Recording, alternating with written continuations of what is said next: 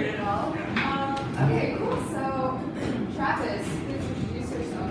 Hey guys, so I'm Travis Ausling. I oversee recruiting at Managed by Q. We're a Series C Google venture-backed startup in the office services space. Headquartered here in New York City, but also operating in San Francisco, LA, and Chicago. So I oversee all of our acquisition through onboarding of both our office folks, i.e. the people who we hire directly in our offices, but because we're also in office services, we have a field staff of almost 1,000 W2 employees spread across the 4 markets, and I also oversee that recruiting. Hey everyone, I'm Devin. I lead global talent acquisition, marketing, and branding at Atlassian. We're an organization that's about 2,000 people and still growing. We make collaboration software for teams that are looking to get shit done. And the interesting thing that you should know about me is I actually don't come from the HR talent space. Actually, I have a traditional brand marketing background, and then recently made the transition over here about 2.5 years ago. So I'm probably the least techie person in the room, but love talking about culture and love talking about culture at Atlassian. I'm Ingrid Kessler, and I'm head of people at Dataminr, so I oversee HR and recruiting globally. We have 6 offices, including one in the UK, that's the global piece, and we have about 220 employees, growing rapidly.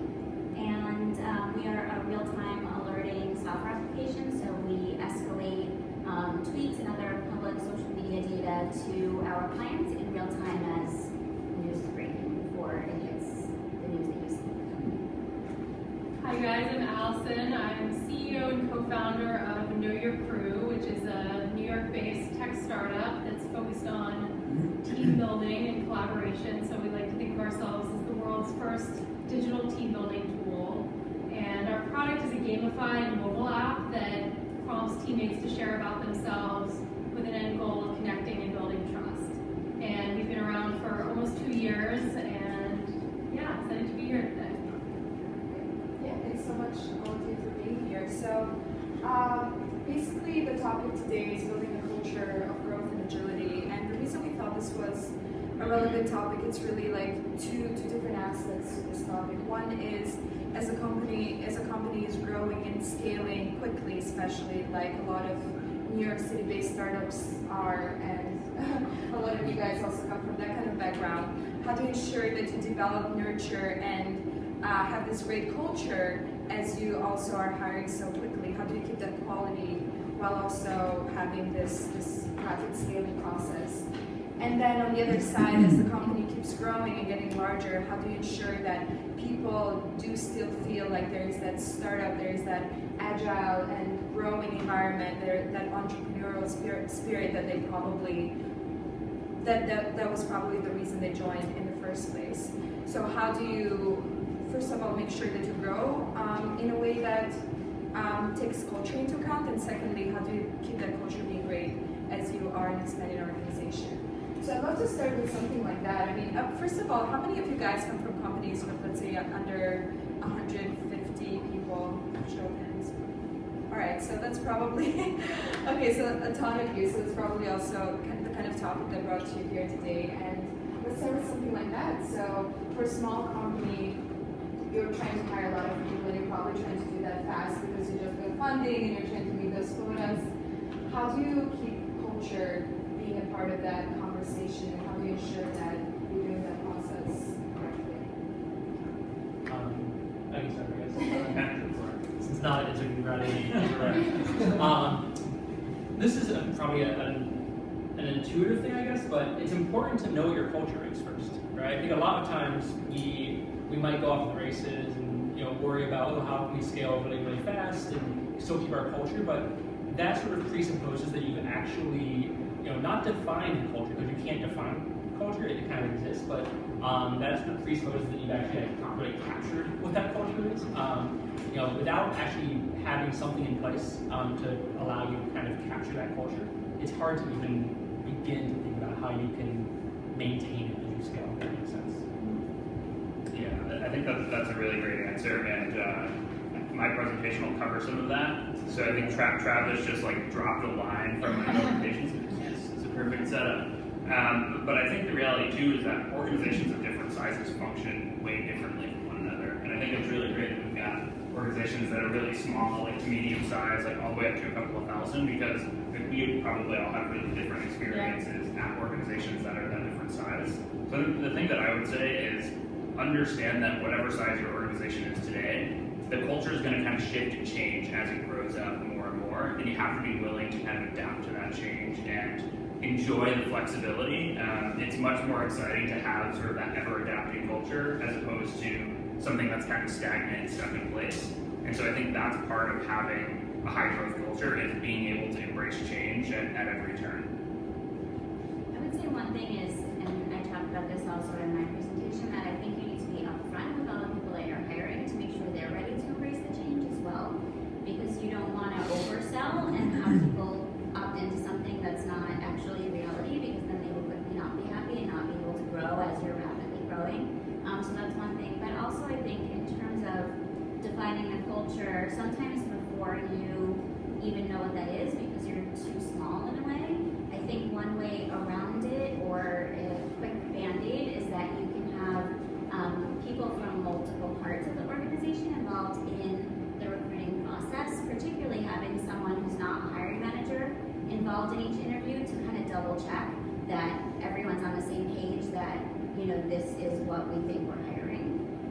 Even if they're not in the room, maybe they have a meeting once a week and go through the 10 candidates that came in or something. Well, I don't have a perspective on scaling from the startup lens, since we're still at Know Your Crew, a very small organization. But actually, prior to Know Your Crew, I worked for an innovation consultancy called What If, and What If did inventing, so they'd come up with new products and services for large companies, but we'd also go in and run essentially culture change projects at scale, so trying to embed culture of innovation and collaboration inside the large organizations. And one of the observations from that work, I think, is relevant to this question around how do you keep the culture while scaling. And I think it really sometimes comes down to behaviors, and sort of once you've defined what that culture is, trying to actually tie that into actions or behaviors, and then it's something that can be translated into something very sort of simple and clear to the employee themselves. So sort of boiling down whatever those higher order values and cultural principles are into something that you can start to actually live each day was one of the ways we saw or tried to help large organizations actually change over time. So what is, maybe let's get more specific, what is a cool or innovative practice that you've seen either the HR team or the leadership team of the company take in order to address this problem and make sure that there's a cohesive culture as the company expands? Any examples you might? Adopting Know Your Crew is a great. Just I can give one. I think at Atlassian, our values are very near and dear to our hearts, and my presentation will be a lot about those values. And I think one of the things that we did was said, okay, we know that everybody we bring in needs to sort of align to these values in some way. We actually shifted the hiring process a bit, where we bring in what we call a values interview on every interview panel, and that person is really there to gauge how somebody is aligning with our core values. And it's something that's helped us sort of identify, do they not only have the technical skills, but are they going to be a good values add? Not necessarily that they have to fit in a mold, but they're going to have the right values orientation so that they can add something to our current culture.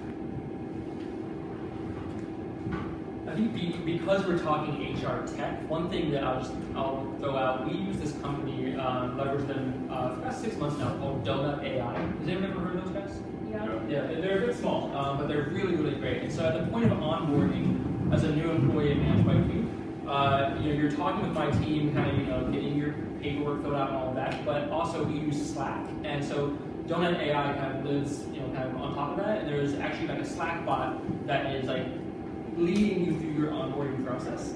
And part of that's obviously being very administrative, like, hey, don't forget today to fill out your, W-4s and this and that, but also it's able to kind of algorithmically say, like, hey, I want to introduce you to the senior person over here. You guys should grab coffee, and it integrates with your calendar. So, basically, I guess what I'm saying is use robots to, like, do some of this stuff. Like, don't be too afraid to, like, dip your toe in the AI water. It can actually help you. Funny enough, it can actually help you with cultures. They don't have to be that dirty. I think also, some of the tech that we use, we make sure that the values or the behaviors are built in. So if we use Greenhouse, for example, as our ATS, and when you build the scorecard, if you ensure that the values are part of that, then everyone has to think about that and know that they're going to have to answer that when they get back to their desk after the interview's done, so they begin to ask those value-based questions. And then on the performance side, you also want to tie that to your values so that we're using Reflective, and they use hashtags in Reflective. So you hashtag a value, and that's how you connect it and reinforce that while you are giving OKR check-ins or anything like that. Yes. So HR Tech already came to the forefront. So on that topic, what is, I mean, you already Travis mentioned that culture is so difficult to first of all define, let alone to proactively build and nurture and have it grow with the company. So when it comes to technology, what are some innovative ways that, or maybe like a wish list kind of question, what is your perfect kind of tool out there that might not exist yet, or maybe it does and people know about it, but what did the culture-based HR Tech tool of your dreams look like? You know, actually, this may exist already, I just may not know about it, but it would be really, really great as someone who oversees a recruitment team, who's obsessed with like painting a very honest picture of life at our company, right? As we're going through the kind of schmoozing of prospective candidates and all that, it would be so cool if there was some kind of almost like Oculus VR kind of thing that like allowed one to go through almost like GoPro style, like a day, Awesome. right? I don't know if anyone out there has those shops, but if you can build that, like I'll talk to you in a few months. Take notes, guys. Yeah, that's really cool. It reminds me of a project that we launched a while ago. We tried to figure out whether we could do something like that at Atlassian, because I think when people get inside the walls of our building, they really feel like they understand the culture. They can kind of see the people and interact with them. So I think Travis is definitely on something more experiential. We can make our tools. I think the stronger they'll ultimately be, because being in a similar field, I'm trying to show people what it's like to be in the walls of Atlassian, and it's hard to do that when we're recruiting from a global talent pool of software engineers. So I think the more that we go into that experiential space, the more excited that I'll be on my side. Yeah, I think that one of the things that I make sure that HR is performing in the organization is this connector, and making sure that people are talking to each other across the organization all the time. And so I think that tools that can bring that experience, like, I think of like live streaming meetings, and how can you kind of bring people into the room, especially as we grow over a globe at any time, what's going on, and can I, if it's an open meeting or it's fine, just join it and see and have an idea and walk away with ideas. So I think that, connecting people as HR sometimes gets lost, but I think we have a view that a lot of people don't have in organizations. I think on the wish list question, I'm imagining this amazing, brilliant AI bot coach who could, as a leader of an organization, even if it's small, kind of tell you when potentially you're veering off course, or you're making an error that could hurt your culture, but it could also give you tips that would advise you or say, hey, this employee's now been part of the team for 4 months, maybe you should have this kind of conversation with them. So that would be pretty cool, sort of a little executive coach with my phone or something. So what's the role of HR in this process? Because culture is so organic, right? And some people don't just like write it in a piece of paper and say this is a culture. It's the way people work and go about doing their everyday kind of work activities. So what is the role of both HR, specifically of HR, and then there's always management, and culture does start in a way also from the CEO of the company. But how can HR kind of help and steer something that is a healthy culture? I mean, one perspective, just an interesting anecdote from my experience at What If was which part of the culture, it was an innovation company, was almost a lack of process. So part of what defined the culture was this like freewheeling, very experiential, experimental place, and there really wasn't much process put in place from an HR standpoint, and actually ultimately started to really become a cultural problem. And so it's really interesting in a place where part of the culture is anti-process. You actually have people begging for basic talent processes, and it was a huge benefit to the company. It was almost like you put the framework in place and then the freewheeling culture could operate around it. And it's just a really interesting example of where some structure actually was hugely helpful, even in a culture where structure was sort of disdained in some ways. So just interesting in that sort of relationship. I think that HR should be a problem solver. You know, it's listening to what are the pain points that are happening, as you mentioned, and seeing how we can solve that. And is it, you know, getting the right people to the table? Is it introducing a technology? Is it creating a value that's going to reinforce the great behavior? There's often an HR kind of solution that can solve an organizational-wide difficulty. So it's being that problem solver and trying to think outside the box. Yeah, and I think more and more HR professionals are becoming market researchers. Their market just tends to be the internal structure of an organization. I think for me that helped me kind of wrap my head around the role that I imagined them playing as a former brand marketer. Because more than ever, and especially with the introduction of more technology into the workplace, being able to get a pulse on what's actually happening is super important. And as your organization grows, it's very difficult to understand what 2,000 people want as opposed to 100 people. When there's 100 people in an organization, it's easier to have water cooler conversations and figure things out. When there's 2,000 people distributed around the globe, it becomes really difficult. So HR has to play the role of market researcher to be able to kind of dive in, you know, using technology and figure out what the good things are that are happening in the culture, and also the problem areas that might need to be addressed.